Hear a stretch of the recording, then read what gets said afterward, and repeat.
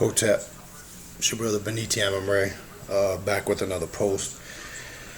What we're going to talk about today, which is something that's very, very important on a metaphysical and alchemical level. Uh, we're going to talk about music and harmonics. Music and harmonics, sound, rhythm, vibration. Though we've mentioned it a lot in different classes, and even we talked about it in depth and thorough on the radio show.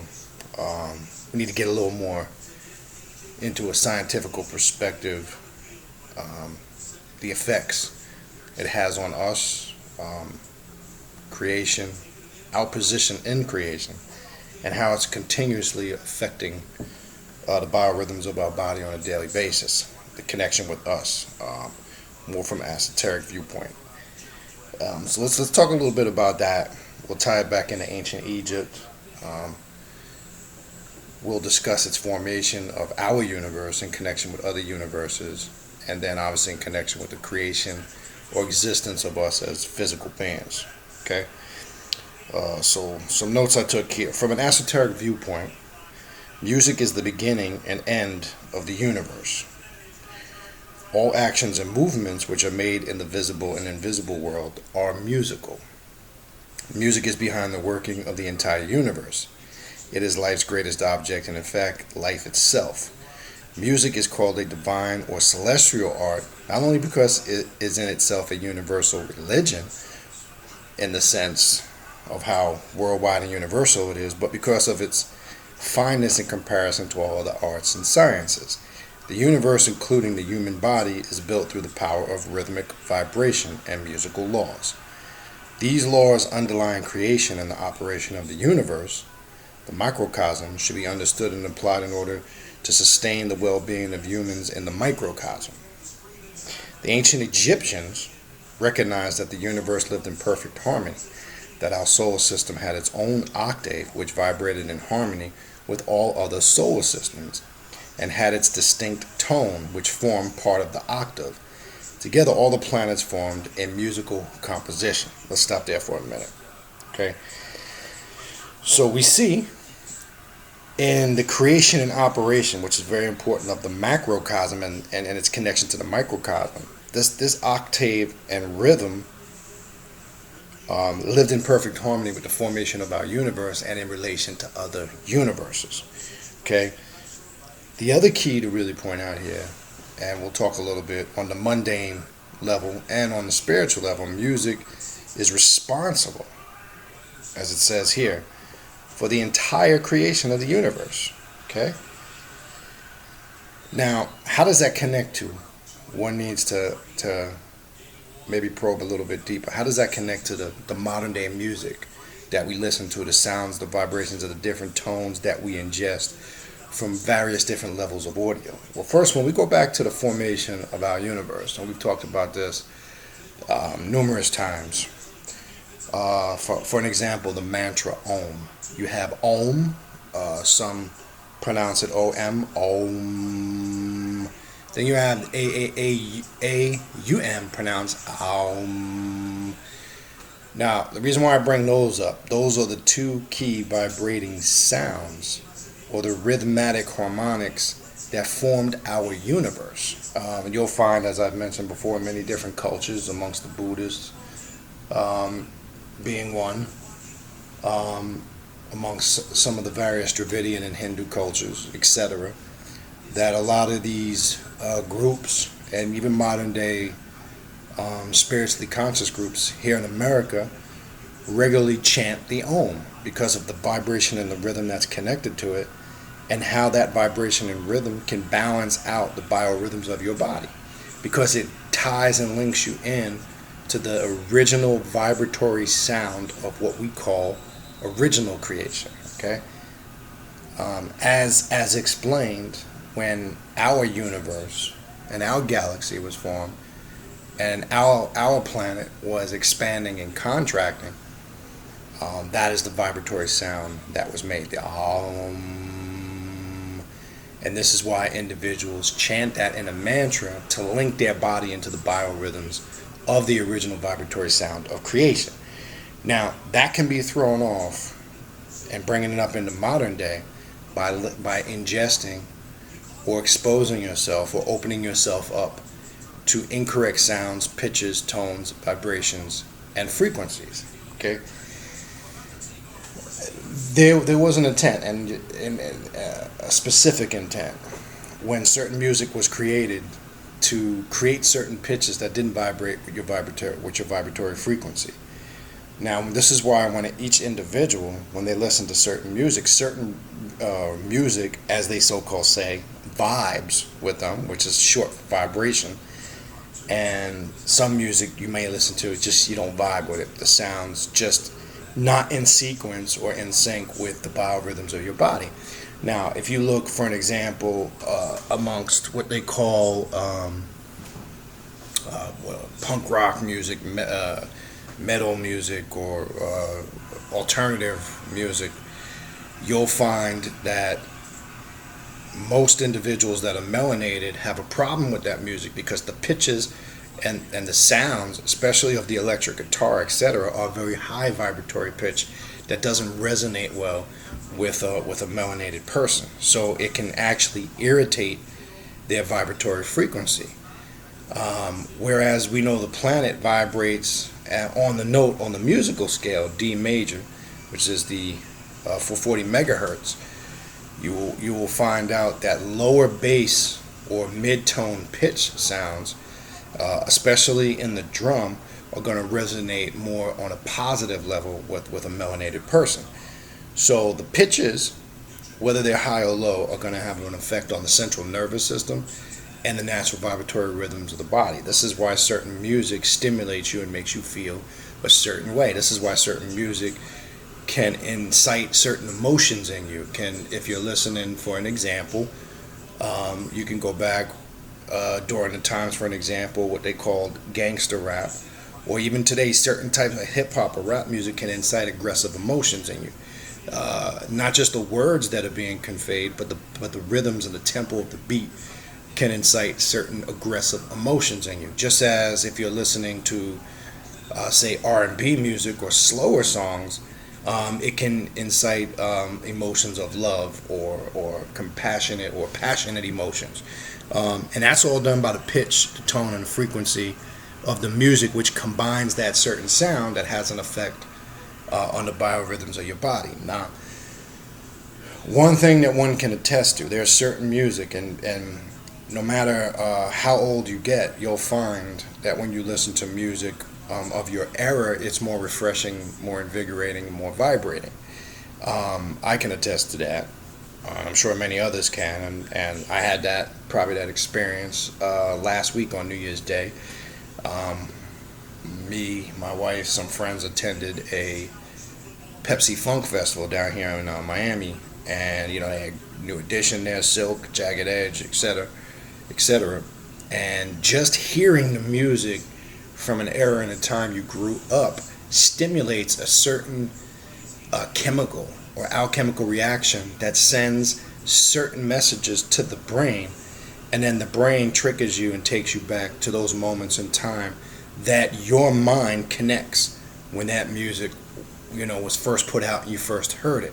So there's a origin or a point reference too of your existence when hearing certain sounds, because the mind can be triggered by certain sounds and vibrations to take you to certain moments in your existence. And that is one of the most powerful tools of listening to specific music in periods or eras of your time as you grew up. So it is very important what we ingest sound-wise. It's very important what we take in and what we expose ourselves to, because it can unalign the natural vibratory frequency of our bodies and the biorhythms of our bodies, which keep our central nervous system flowing in its correct capacity, which in turn connects us to the natural rhythms of the universe. When one is out of whack with that, we know one can experience all types of problems, such as nervous breakdowns, personality disorders, bipolar, etc. This is that disconnect from on a level, on a mental and a spiritual level. So this is key to understanding harmonics being the very glue of the fabric of the universe that keeps things in order. Let's continue.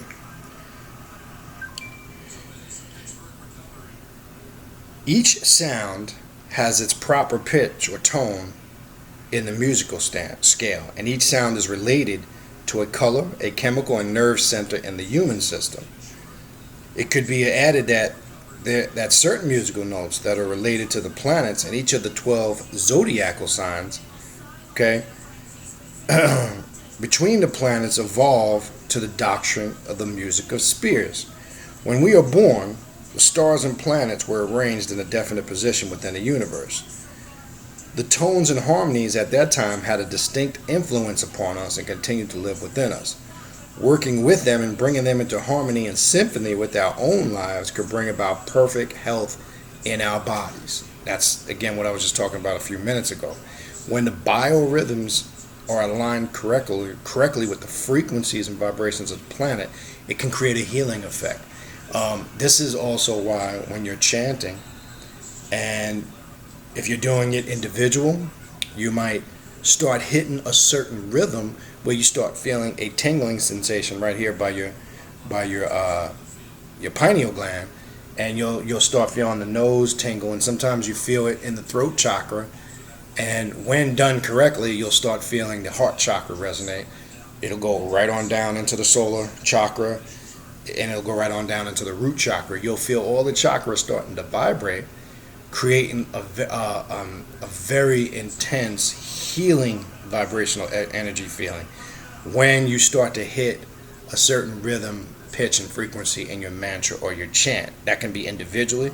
It can also happen collectively in unison when you're doing it in a group, where I can attest to from personal experience, and I'm sure many others can, that you start to hit a certain pitch. When everybody hits that unison, that pitch, you could have 10 people there, 8 people, 15 people, but the power of the pitch is so strong. It sounds like there's thousands there in harmony. It just increases because the power of the sound and the vibration becomes, highly intense.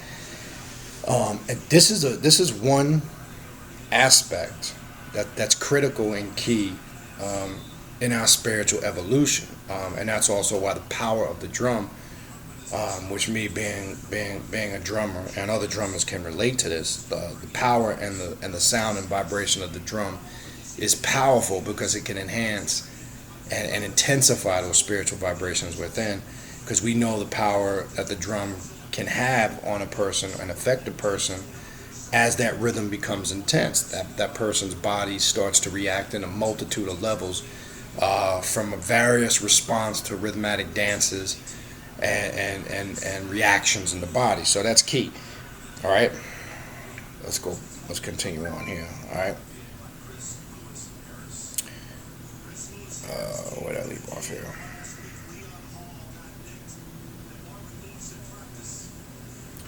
Okay, we harmonize with this symphony or the vibrations and the rhythm of the universe. The whole universe is a symphony, and on every individual note. We all have our own natural pitch, and it is by harmonizing with the universal pitch, the ideal vibration, that we will ultimately be able to resonate with the divine. With the aid of the pitch of the instruments and our voices, we can maintain our own natural pitch while developing a link to the universal pitch. Humanity's happiness and well-being lies in it becoming in perfect harmony with the universal symphony. Music is the miniature of that harmony and humanity, and being the miniature of the universe must reflect the same harmony. We can harmonize our individual energy with the energy of the divine through the immersion of our minds in music and sound. An ancient legend that relates that when God created humans, the soul refused to enter the body. Then the angels sang and the soul jumped into the body in order that it could better hear the music. This is a metaphor. Musical tones affect every single function of the body, and the auditory nerves have a vast number of connections. Research has shown that when music is played within hearing, it affects digestion. That's powerful. Internal secretions, circulation, nutrition, respiration, and nerve connections in the brain, our emotions and desires. One's pulse is profoundly affected by music, depending largely upon whether the rhythm is constant, interrupted, or jumpy. One's blood pressure can be lowered by sustained chords and raised by crisp, repeated ones. All right? So this is the powerful effect of the sound and vibration that music can have. Now I want to back up to something that was said in these notes, that each individual has their own personal tone and pitch. Now you will understand that concept as you are doing your mantras personally or collectively. You'll know when you hit that pitch, it'll resonate within your entire body, and as I said a few minutes ago, it will create such a powerful healing energy within your system. You'll know it when you hit it. When one hits that, you should take note of what you sound like while you're chanting and doing that sound, and that's the kind of the tone or the sound that you want to chanting when doing your mantras. You'll know when you hit it, but trust me when I tell you, you'll naturally get in rhythm with it, and the more repetitiously you do it, you'll start to hit that pitch. Now, the power of hitting that pitch, as explained, and just for the record, the information that I'm reading from is a Rosicrucian journal that a female melanated sister or soror wrote, which is very powerful. And the reason why I say that, because on the radio show we talked about this past week, we had talked about, unfortunately, amongst the melanated community, we have a lot of people that moose, and when they don't understand certain things, they blow it off as being the white man's bullshit. And that's usually a cop-out or a scapegoat because they know nothing about certain levels of information. They'll say the Freemasons or the Rosicrucians, that's all Caucasian or white people shit. And then I'll simply ask them, well, what about it is Caucasian and white?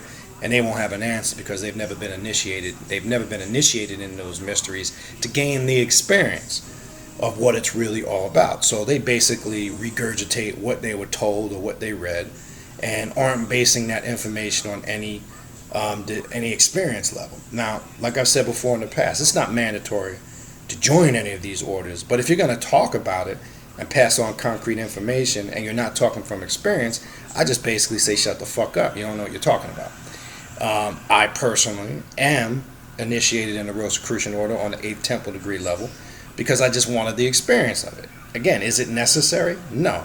I belong to many different esoterical orders, but the shit is irrelevant. I personally chose to do that just to gain the experience so I can heighten my knowledge.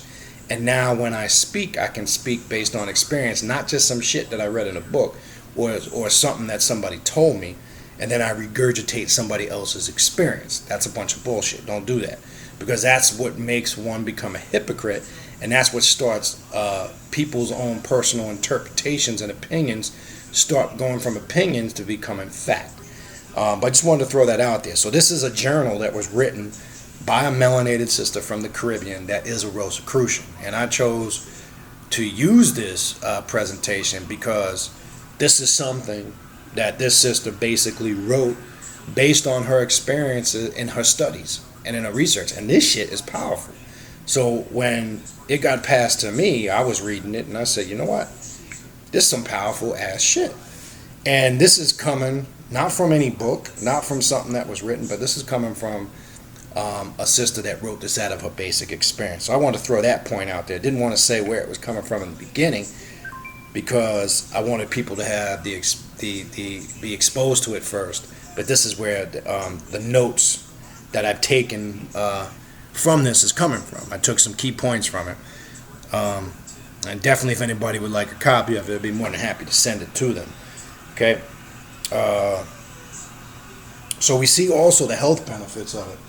So we also see when you're out of your correct biorhythms and you're not tapping into the correct tone and pitch, it can affect the very point physically. Some of the physical effects can be damaging when you're not vibrating on your correct tone, vibration, pitch, and frequency. It can affect digestion problems, the nervous system, and then this can create all types of illnesses or sicknesses in the body.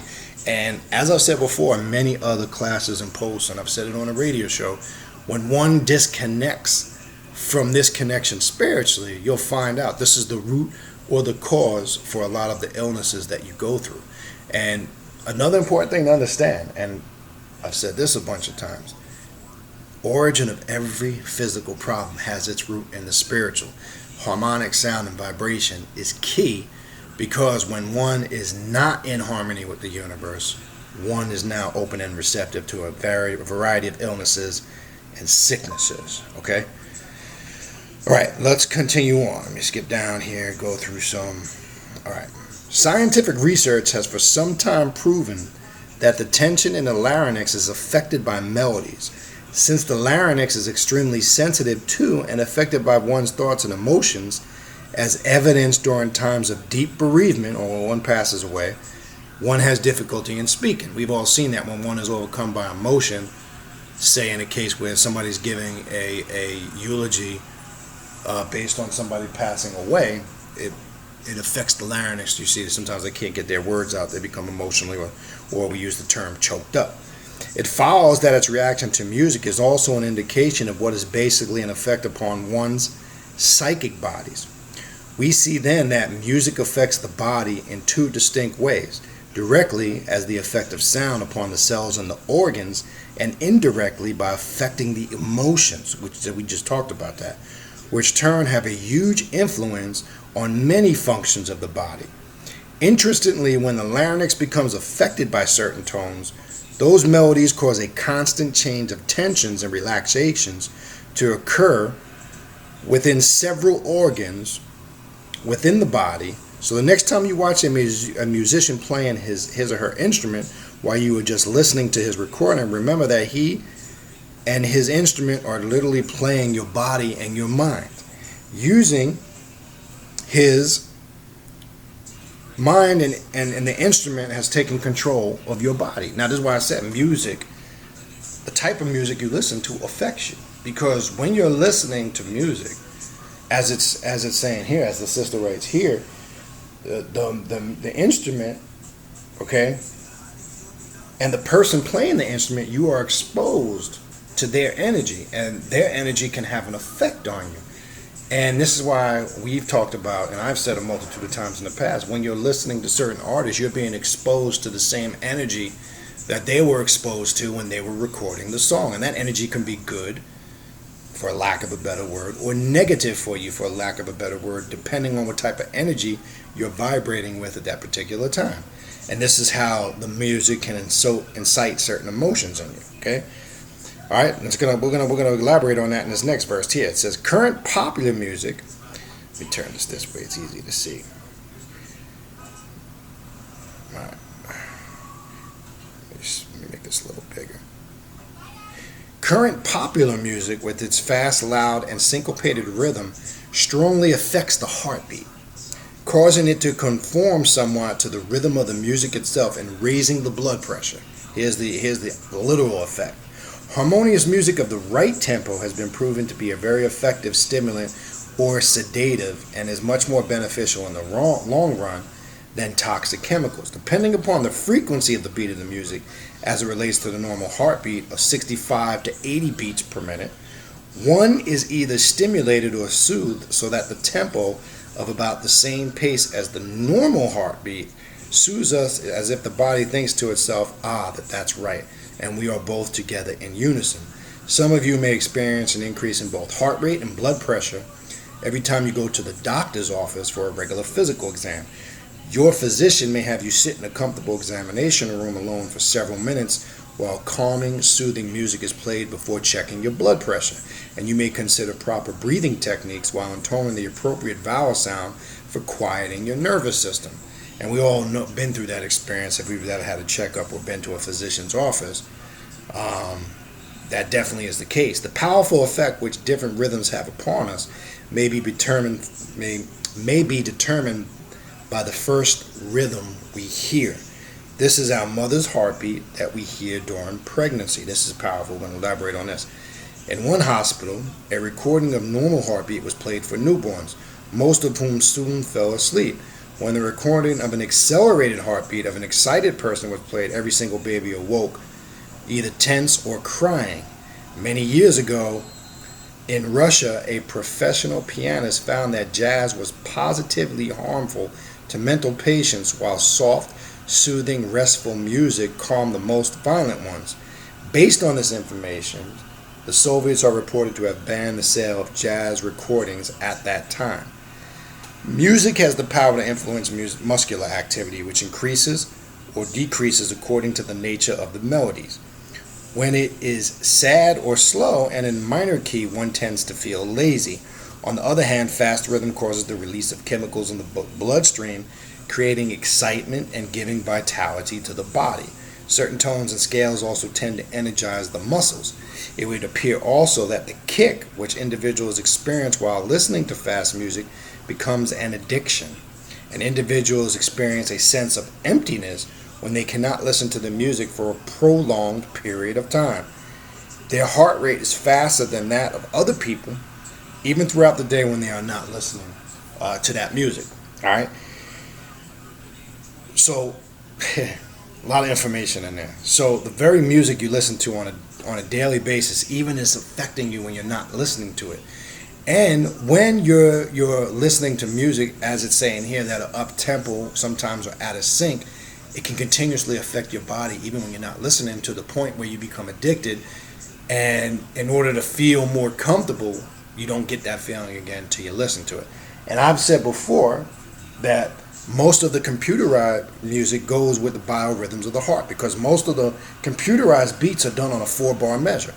And the faster the beats, or as they call it, BPM, beats per minute, they know if they take those beats per minute and they speed it up. Say you have a song that's 90 to 95 beats per minute, and then you have a song that's 115 to 130 beats per minute, that's syncopated with the biorhythms of the heartbeat. Of course, the one that's more up-tempo is going to have an intense effect on your body, as opposed to the one that is more downtrodden, explaining the certain energies one feels when listening to music. So you shouldn't be listening to bad music. A lot of computerized music is not really good for you, because it can definitely disconnect the natural biorhythms that you have with the universe. You will also see over time, if you start going back to, I want to say, the early to mid 90s, where music started to be going 100% extremely digital, you will see up till today, 90% of the music you're listening to is computerized. And if you really know music and you really love music like I do, and I'm sure millions of other people, you can tell the difference of the harmonics and the sound when you go back and listen to records with bands that are playing instruments. And it's a big difference. Say, for an example, I'm listening to the Manhattans, or I'm going back and I'm listening to the Commodores. When you're listening to Earth, Wind, and Fire, when you're listening to groups that played instruments as opposed to the modern day computerized music you're listening to, you can see and feel, hear, and sense the difference in the sounds.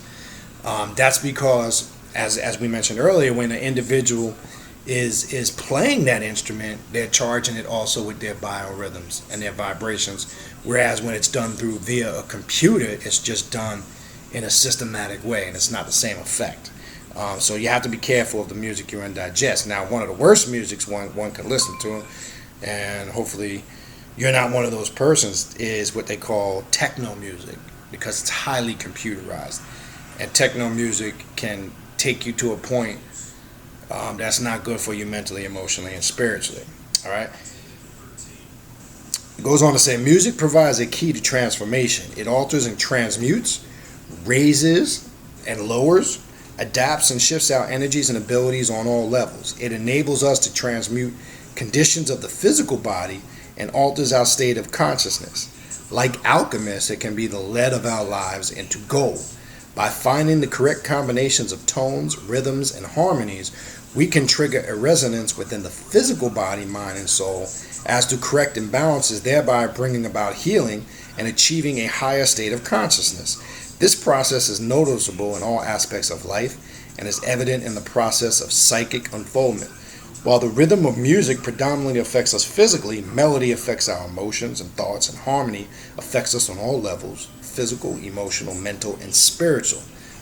The effect depends upon the proficiency and evolution of one performing the music and the knowledge and evolution of the individual listening. Employing music in our everyday life helps to mold and shape our energies through their combinations in creative and uniquely beneficial ways. It inspires and sweetens the personality as it uplifts the minds. Okay?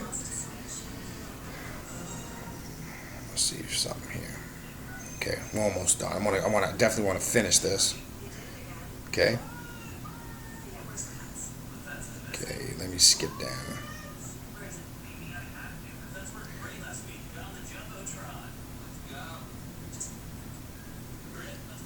All right, so yeah, let's finish it right here. In ancient times, healers in India and other Eastern countries would cure their patients. I'm going to finish reading. There's about one more page of this, and then we'll summarize this. In ancient times, the healers in India and other Eastern countries would cure their patients who were experiencing psychological problems. That's how powerful music can heal. Psychological problems. For an example, earlier today, I'm sure everybody's familiar with the place Massage Envy. I got a massage earlier today, and when you go to these massage places, they have what they play certain healing type of music, new age metaphysical type of music, and that's done intentionally because it heightens the power of the massage. Now, tone, sound, and touch, this is all connected too. This plays an integral part in understanding harmonics and the very glue that keeps the universe together. All right, let's go on. All right, so then it goes on to continue. Sorry, let me turn this on. Okay.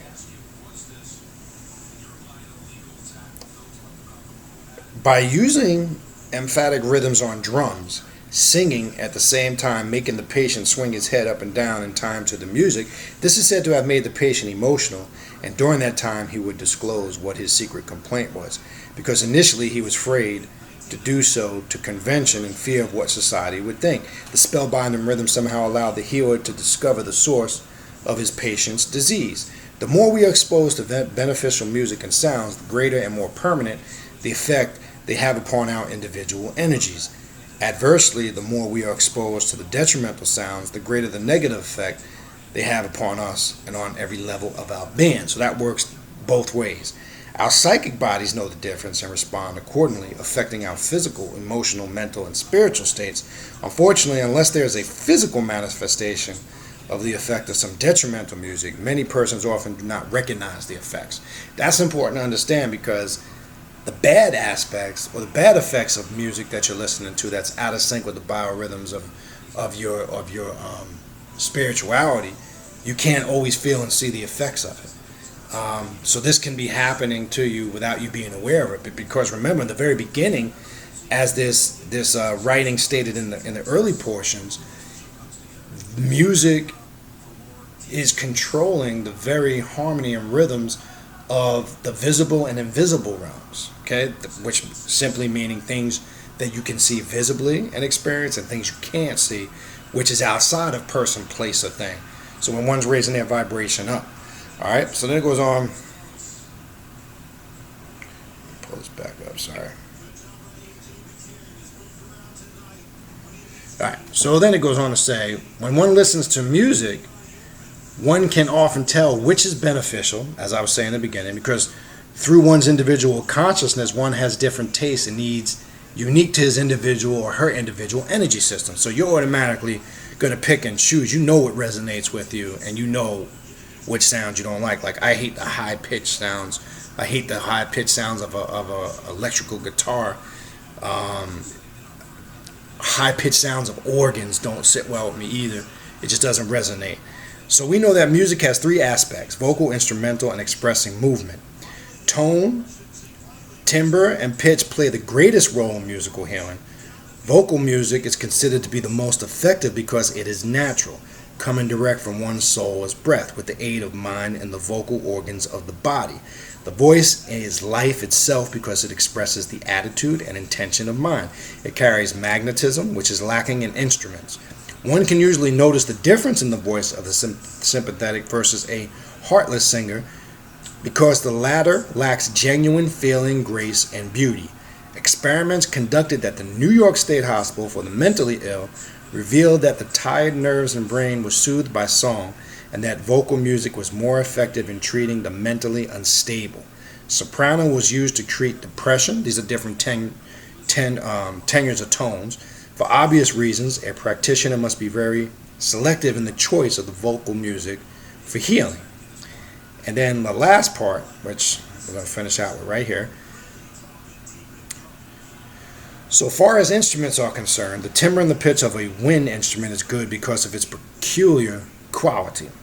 When one blows an instrument from his lips, the breath current is intensely directed, so healers have learned how and when to utilize this. The flute, for instance, expresses the heart quality because it is played with the breath.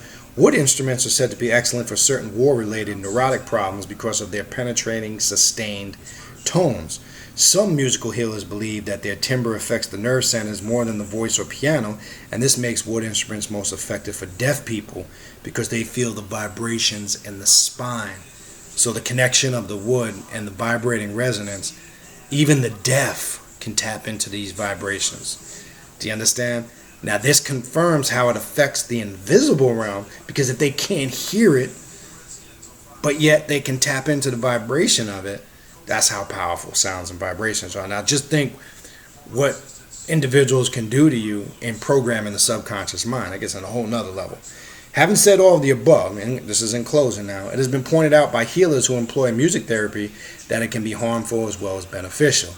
It is not sufficient to arbitrarily play music to wounded, convalescent, or mentally depressed persons without proper knowledge of their needs or without knowledge of musical laws and proper techniques. Through the understanding of physics, psychology, and the anatomy of the human body, especially the structure and mechanism of the nervous and muscular systems, are also required. Early in the studies, students begin to receive appropriate instructions and preparation in the proper use of the mystical sounds or vowel sounds. Instructions are aimed at enabling to use one of the best ways to stimulate healing through psychic, physical, emotional, and spiritual bodies. With proper breathing and focus, while intoning certain sounds, we can raise our beings to the highest vibratory levels where we can harmonize and resonate with the cosmic. Okay? And that closes that in that part. Wanted to just get through the rest of that. So we see on a cosmic level, we see, for lack of a better word, on the visible and invisible realms, the effects sound and vibration has on the subconscious mind. And the effects that can be taking place right now as we sit here that we may not be aware of, good and bad. The way one is able to control that is when one chooses to gravitate towards things that resonate within them, such as when you hear certain music. It's not good to constantly hear repetitious, fast music that's out of sync, that's constantly pounding. The sounds are constantly pounding the ear canal, pounding certain vibrations in the mind, and this creates a certain distress on the body. So we have to take into consideration all these things. We have to take note of how sound, vibration, harmonics, and music affects the body to the very point where it can affect us physically and create all types of illnesses, sicknesses, and diseases. So this is why when you're constantly, and I always tell people this, silence, darkness is the best tool to repair, regenerate, and heal. Because in that silence or that darkness, you will hear with an attentive ear the harmonics, rhythm, and vibration of the universe. You will hear it. Trust me when you listen. You will hear it. That is one of the best regenerative and healing tools one can do to repair cells in the body. When one is constantly exposed to the sounds of TV, music, radio, or if you live in a big city and you're out and about all the time, you're constantly exposed to all of this intense sound. When one doesn't take time to repair, heal, and regenerate the cells in the body, this is how one becomes sick or ill. This is critical or key in this day and time for us to take that next leap in our spirituality. So I hope you intensely listen to this class. Again, take notes because probably out of many of the classes I've done, this one here will help aid, assist, and give you a lot of information that you can utilize into getting your mind physically, mentally, emotionally, and spiritually in sync with the universe. Again, having said that, I think we'll stop there. And again, thanks to the sister that wrote that post. Very powerful. Um, Even though it's only 6 pages, it's very powerful. Has a lot of information in it, and the beautiful thing about it is it's coming from that sister's personal experience and in her own words, and those own words are reflective of where that individual is mentally, emotionally, and spiritually, and we can connect to that. I know I can connect to that. Hope everybody else listening can connect to that, and I hope this level of information most definitely helps you in some shape, form, or fashion. That's all I got for you this week. Definitely appreciate the support tuning in. Don't forget to listen this Thursday. We're back from our break. We had a great show on Awakening Universal Minds this past Thursday. We continued with the second part of our show, the chakras and raising the Kundalini. We're going to continue with part 3 next week. We're at the heart chakra right now, which is kind of tying into some of the stuff we talked about now. So tune in this Thursday night at 9 o'clock on Awakening Universal Minds on TalkShoe.com, where we will do the third part of our series, the chakras and raising the Kundalini, giving you spiritual information and factual information that's actually beneficial and practical that you can put into practice to better yourself. Not just sitting up here talking about a bunch of bullshit, spitting off a bunch of rhetoric and history to feed your ego to get you emotionally pumped up and then leave you, with nothing, but just feeding off your emotion. We don't do that shit. So bottom line, hope this information helped you, and we will see you on the next week class. So this is your brother Beniti Amonray saying peace, and we will see you next week.